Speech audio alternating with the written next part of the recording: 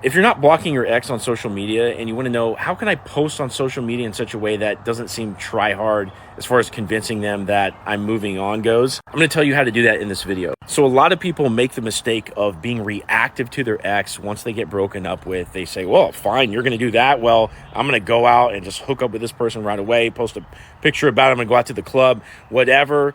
And because they have a snap reaction to a certain stimulus, which is, being broken up with, that other person sees that as kind of immature and not a real action that they wanted to take of their own accord.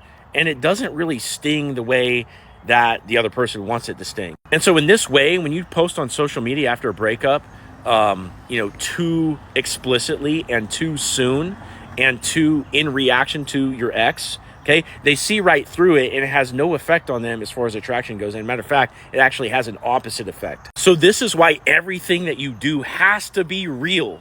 You can't fake it. You can't pretend that you're doing X, Y, and Z. It has to be real if you actually want to reattract your ex. So what I mean by that is you need to actually take on a new hobby, actually go do it. And you're only going to post about it when under normal circumstances, you would post about it anyway. For example, if I took on a jiu-jitsu class, it's my first day and I met Bob there, I might take a selfie with Bob after class, be like, hey, met cool people over at XYZ place. Now, I may not post again until Friday or something when I'm out with my boys in the club, but I'm not going to be posting Tuesday, Wednesday, Thursday, Friday in the club every day when I got to go to work, wake up the next morning, right? That kind of thing. It's got to be real. Likewise, if you were just begging them with big, long text messages, over the phone after they broke up with you, you're not going to be out with, Betty or John the very next night because you're too emotionally traumatized to think about other people just yet. So you want to take some time to heal, focus on yourself, focus on the other things that you're doing, and start dating other people when you're actually ready to. But when you actually are ready to,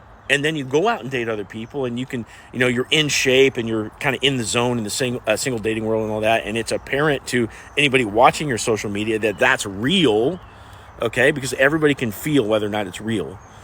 That's when it's going to be threatening to your ex. And when they feel that threat of loss, they're going to come back around and start putting out feelers with you as to whether or not, you're going to be an option for them again. So be careful about being emotionally reactive to your ex. Again, I understand the sense of loss, and this person might have hurt you and upset you or really let you down. But if you want them back in your life, you have to be careful to not be too reactive to the things that they've done. Now, if you want to have a conversation about your situation, click in my profile. There's a link in there. And when you go into my profile, you can either ask me a question or book a call. And I'd love to have a chat with you about your relationship.